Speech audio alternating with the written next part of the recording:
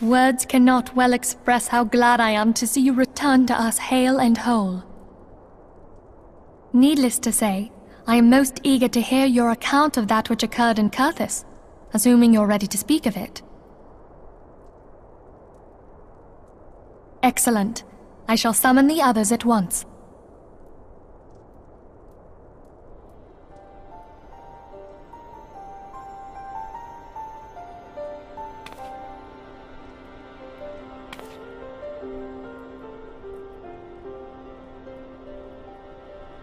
Iceheart used her own body as a vessel for a primal soul? Master Louisoix's writings make no mention of such a possibility. Can we be certain this entity was a primal? As certain as we can be that good King Mogglmog XII was a primal, I should think. Both were ostensibly summoned. Let's not quibble over definitions. Of more concern is the implication that Iceheart retained her will, even after she was possessed. We are talking about a mortal, wielding the power of a primal. It can't possibly be that easy, can it? There must be some sort of sacrifice required. Or maybe she's just special? What qualities this woman possesseth, I know not. But full sure am I that she was groomed for this role. Few are privy to the secrets of summoning, and but a single party standeth to profit from their dissemination. Well, I wouldn't presume to comment on how the lass came to know about summoning, but I will say that what she summoned was a primal. The readings were the same, or near as damn it. Strange as it all sounds, it's really no different from what you've faced before. Then mayhap it is time that we re-examined our previous encounters. Pack your things, Ida. We're going back to Gridania. Yes, sir! About Iceheart's final words to you. Hear, feel, think. Hydaelyn speaks to her as well. If Iceheart is blessed with the power of the Echo, she will doubtless have used it to further her goals. Or could it be that it was a revelation granted her by the Echo which first set her on this path? She did say that the Ishgardians were blind to the truth. Do you think she has knowledge of the origins of the Ishgardian-Dravanian War? It would do much to explain her unwavering conviction. Did not the Lady Iceheart implore thee to seek the Keeper of the Lake?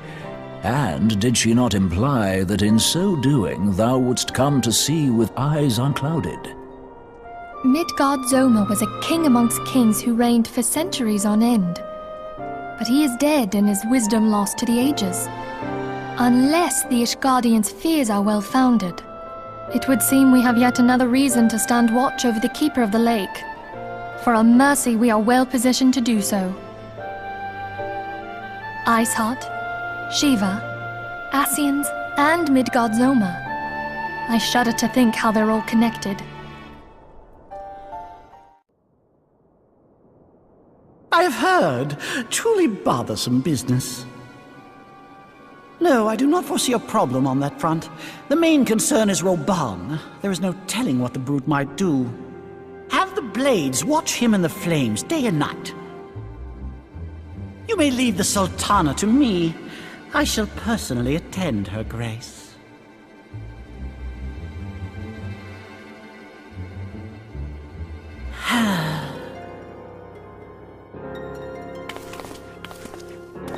Sever one of the East Aldenard trade routes. That ought to keep Lolorito occupied for a while.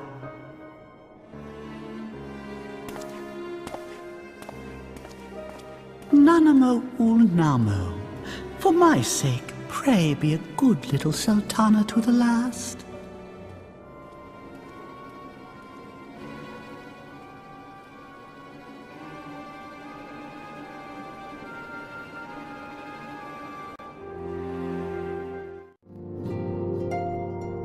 Welcome back, my friend. I have already received word from Alphino. To think that Flame Marshal Huayu was the Garlean agent. I know not what to say. Together with Robon, Eileen lent us much-needed aid at the time of our Order's founding. She was particularly passionate about the need to tackle the primal threat. When we discussed the subject, her eyes fairly shone with determination. Whatever else she may have been, I choose to believe that it was her true self with whom I spoke then. But now is not the time to dwell on such matters. I have an important announcement to make regarding our effort to defeat the Ascians. We shall begin as soon as everyone is assembled.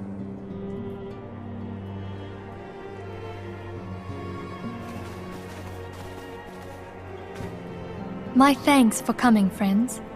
Moonbreeder, the floor is yours. By now, I'm sure you're all familiar with white auracite, the miraculous material that'll allow us to capture Ascian souls. Back at Snowcloak, we verified its ability to absorb vast amounts of ether.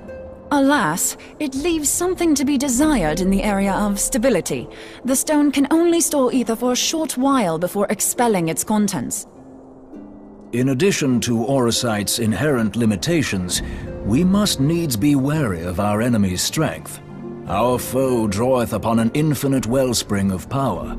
Even should we succeed in entrapping him, the stone will not long contain his wrath. Meaning that, if we want to kill the swine, we'll have to be quick about it.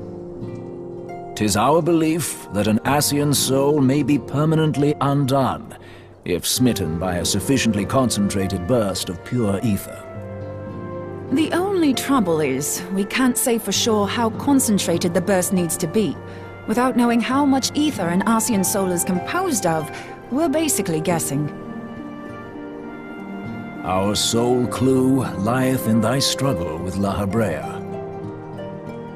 During that encounter, Heidelin bid you forge what she called a Blade of Light, a weapon which took the form of a luminous stream of energy. Based on your description, we believe the blade with which you vanquished your foe was composed of ether. Admittedly, your victory proved ephemeral, as La Habrea was able to use a crystal of darkness to flee into the space that lies between our world and the void. The fact remains, however, that Heidelin placed the means to destroy the Ascians in your hands. Be that as it may, it would be unwise to assume that she will do the same when we next encounter such a foe. Quite so, my lady. We must needs find the means to forge our own blade of ether, one to equal that which Heidelin did benevolently bestow upon her champion. That is all well and good, but it seems to me that producing such a blade will require a prodigious quantity of ether. Whence will it come, pray tell? What if we had 2 pieces of white auracite? One to trap the Ascian, and the other to store the ether for the blade. Oh, nice try.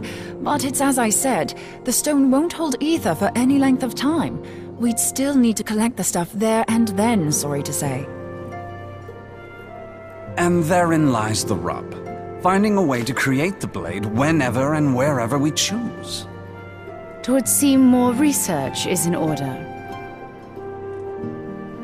I'm going to linger a while, perform a few more tests on the auracite. And I could do with some help. Urianger, why don't you lend me a hand? Mine apologies, but I am required at the Waking Sands. Lady Minfilia hath given me sole charge of the premises. 'Twould be unseemly to leave them unattended. Sole charge, you say? So you're basically alone there, then? Well, that settles it. I'll just have to come to you.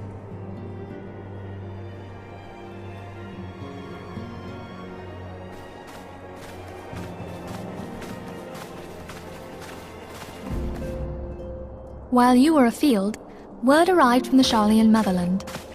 You will recall that a survey party was dispatched to investigate the incident at the Isle of Vow. What they discovered was troubling, to say the least. According to the report, the isle has been erased from existence. 'Twas as if a hole had been torn in the very fabric of reality. Aye, yet the mystery endeth not with the isle's disappearance. It hath come to light that a number of scholars in various other locales were reported missing at a similar juncture. What's more, they all had something in common with the head of the students of Baldessian. Every last one of them was researching a phenomenon called dimensional compression, or the rejoining as the ancient texts call it. I'll be damned if that's a coincidence. All indications suggest Ascian involvement, but I sense that a force greater still is at work. The entity the Dark Beings call the One True God.